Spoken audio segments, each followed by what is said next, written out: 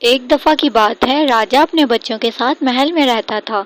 उसकी बीवी बहुत बीमार थी। उसका बेटा परेशानी में उसके पास आया और रोने लगा और रोते रोते कहने लगा, माँ की तबीयत बहुत खराब है, आप जल्दी चलकर देखें उन्हें। राजा अपने बेटे की बात सुनकर अपनी बीवी के पास फौरन भागा भागा गया। इतने में उसकी बीवी दम तोड़ चुकी थी। राजा की बेटी बहुत सखी और रहम दिल थी। जिस किसी को भी परेशानी में देखती फौरन उसकी मदद करती। इसी तरह राजा का बड़ा बेटा भी बहुत ज्यादा सखी था। जिस किसी को भी उसकी मदद की जरूरत होती वो फौरन आकर उसकी मदद करता। वो अपने लोगों में किसी की भी तकलीफ बर्दाश्त नहीं कर सकता था। लेकिन राजा का तीसरा बेटा बहुत ज्यादा बदलिहाज और बेरहम था। तुम पागल मालिक किसी काम के नहीं हो। तुमसे कोई काम ढंग का नहीं होता है। इस घास को देखो कैसे सूखी हुई है। तुम्हें बाबा ने पता नहीं क्यों रखा हुआ है। तुम इस काबिल ही नहीं हो कि तुम्हें शाही परिवार का हिस्सा बनाया जाए। मैं तुम्हें नौकरी से निकालता हूँ। माली करण से बहुत माफी मांगता है, लेकिन करण उसकी एक नहीं सुनता और गुस्से में वहां से चला जाता है। आलिया राजा के पास जाती है और उससे करण के बर्ताव के बारे में बताती है। बाबा मालिन कल कहीं पर नहीं है। मैंने एक सिपाही से पूछा है, वो कह रहा है कि भाई ने उन्हें निकाल दिया। तुमने किसकी इजाजत से माली को निकाला है? जल्दी इधर आओ। तभी करण वहां पर आ जाता है। तुम्हें मैंने इतना हक नहीं दिया कि तुम महल की शाही माली को निकालो। राजा करण को गांव भेज देता है और वहां पर उसको रहने के लिए एक घर दे देता है। वो अपने घर की तरफ जा रहा होता है और साथ में ये सोच रहा होता है कि राजा ने मेरे साथ अच्छा नहीं किया। करण अपने उस घर पहुंच जाता है जहां राजा ने उसको जाने के लिए कहा था। करण अभी वहां जाकर बैठता ही है कि तभी यहाँ पर तो किसी को तमीज है नहीं है। अरे बस कर दो, आ रहा हूँ।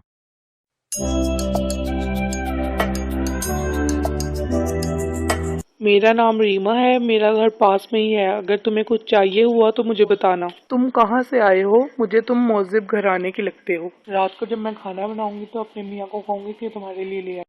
करण उसे कोई जवाब नहीं देता तो रीमा वहां से चली जाती है। रीमा मालिक की बीवी थी जिसे करण ने गुस्से से महल से बाहर निकाल दिया था। रीमा मालिक को बताती है, हमारे घर के पास जो घर खाली था उसमें कोई रहने के लिए आया है। हमारे घर के साथ जो नया हमसाया आया है वो बहुत बदअखलाक है। कुछ नहीं होता। जो हमारी साथ बुरा करे तब भी उसके साथ अच्छा करो। जब खाना बनाओ तो मुझे बताना, मैं जाकर उसको देकर आऊंगा। क्योंकि करण अभी नया उस घर में आया था तो माली उसे खाना देने के लिए उसके घर के बाहर आता है और उसका दरवाजा खटखटाने लगता है। करण दरवाजे की आवाज सुनकर बाहर आता है तो माली को देखकर बाहर हैरान रह जाता है। माली भी करण को वहां देखकर बहुत हैरान हुआ, लेकिन वो कुछ भी ना बोला। हालांकि माली को गुस्सा आना चाहिए था, लेकिन उसने करण को खाना पकड़ाया और वहां से चला गया।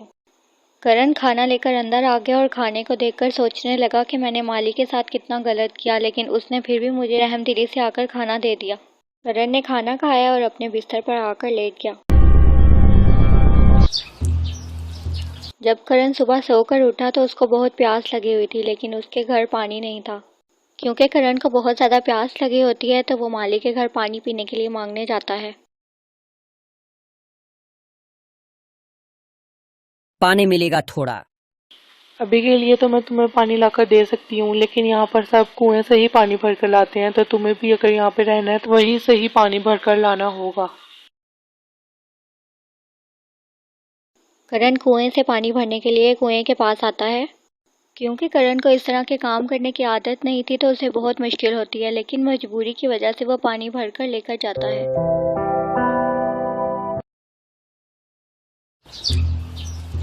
ऐसे ही कुछ दिन गुजर जाते हैं। एक दिन एक बूढ़ा आदमी लकड़ी का पीस लेकर जा रहा होता है, जो उसे पकड़ने में बहुत मुश्किल होती है। करण उसे दूर से देख रहा होता है। करण को एहसास होता है, वो उसके पास आता है और उससे लकड़ी का पीस ले लेता है। करण लकड़ी के पीस को बूढ़े आदमी से पकड़कर साइड पर रखता है और उसे बिठाकर पानी का गिलास पिलाता है और लकड़ी का पीस खुद उठाकर बूढ़े आदमी के घर तक छोड़कर आता है। इसी तरह करण कुछ गरीब लोगों को भी पैसे वगैरह देकर उनकी मदद किया करता था।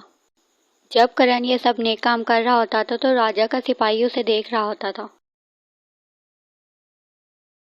महाराज, करण सुधर गया है। मैं उसे काफी दिनों से नोट कर रहा, लेकिन अब वो लोगों के साथ अच्छे से पेश आ रहा है। उसने एक बूढ़े आदमी की बहुत मदद की जो बेसहारा था। राजा करण को लेने करण के घर आता है। करण उसको वहां देखकर बहुत हैरान हो जाता है। करण राजा के लिए फौरन पानी लाता है। राजा को ये देखकर बहुत खुशी होती है और वो करण को अपने साथ महल में ले जाता है। राजा करण को ताज पहना देता है।